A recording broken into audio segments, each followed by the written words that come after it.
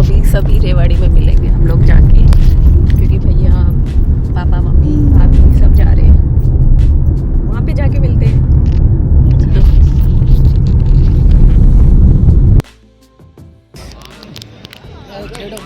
तेरी मम्मी, ये दीदी, ये पापा, ये अंकल,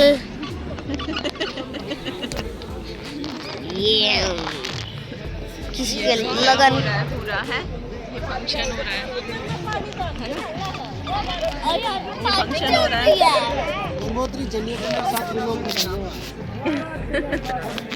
और ये रामाई, थोड़ा इधर कर, दूर कर थोड़ा। हाँ ये रहा यश। और रेवाड़ी में एक फंक्शन अटेंड करके हम लोग निकल लिए। हम सब इकट्ठा हो गए थे, तो मैं और मेरी छोटी बहन और उनके हस्बैंड और मेरे हस्बैंड, हम सारे एक गाड़ी में थे और बाकी सभी दूसरी वाली गाड़ी में थे। और रात को हम लोग पहुँचे 9:30-10 बजे तक चाचा के घर, और पूरा घर बहुत ही अच्छे से सजा हुआ था। जाते ही सबसे पहले खाना खाया, उसके बाद रेस्ट किया, क्योंकि मॉर्निंग में बहुत जल्दी उठना था सभी को। और बस फटाफट से मॉर्निंग में उठे, रेडी हुए, और रेडी होते ही चले गए जहाँ पे फंक्शन था वहाँ पे। तो जयपुर बाग में हमारा फंक्शन था और ये हमारा ब्रेकफास्ट था। तो सभी ने मिलकर सबसे पहले तो ब्रेकफास्ट किया, और अब मैं दिखाऊंगी अपना लुक कि आज हल्दी का मेरा लुक क्या है। ये था मेरा लुक आज का।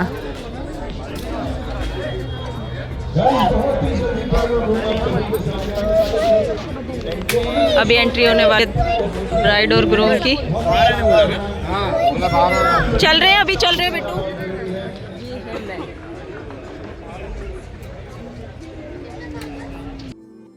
हाँ जादू नहीं है, बीच में सट जाओ।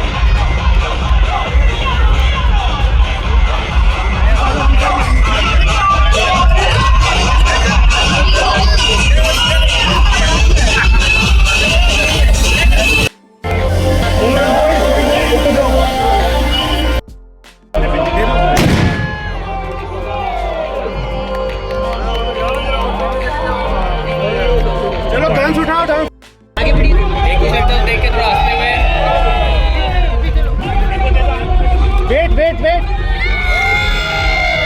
बाहर कर लो, हाथ बाहर कर लो, हाथ बाहर। चालू चालू ओपन।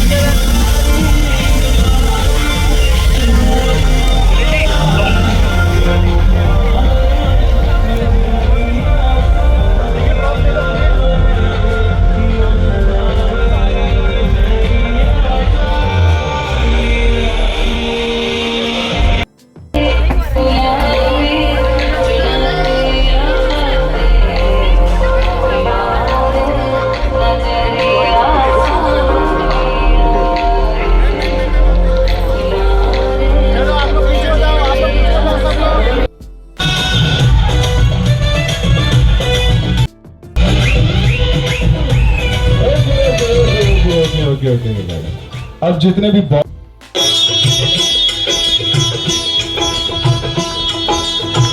जय हनुमान ज्ञान गुण सागर जय कपीस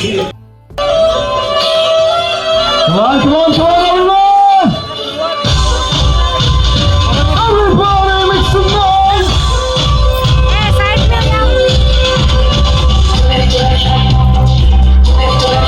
हल्दी के फंक्शन की शुरुआत हो चुकी थी और शुरुआत हुई थी हनुमान चालीसा से।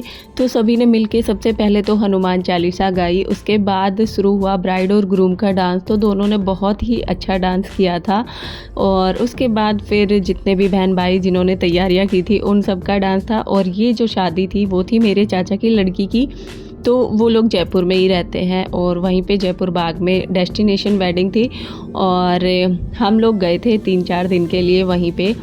तो हम लोगों ने खूब ही मज़े किए और बीच में मुझे थोड़ी बहुत भूख लगी तो मैं फ्रूट्स खाने के लिए आ गई थी। तो चाचा जी मेरे पास ही बैठे थे और मेरा भाई भी बैठा था।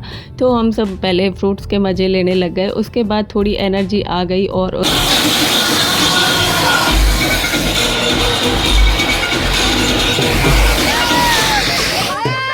ਅੱਜ ਬਾਦਸ਼ਾਹ ਕੀ ਦੇਖ ਰਹੇ ਹੋ ਤੁਸੀਂ ਚਲ ਸ਼ੁਰੂ ਹੋ ਜਾਓ ਓਏ 1 2 और सभी भाई बहनों ने हमने मिलके यहाँ पे बहुत सारा डांस किया, बहुत देर तक एंजॉय किया।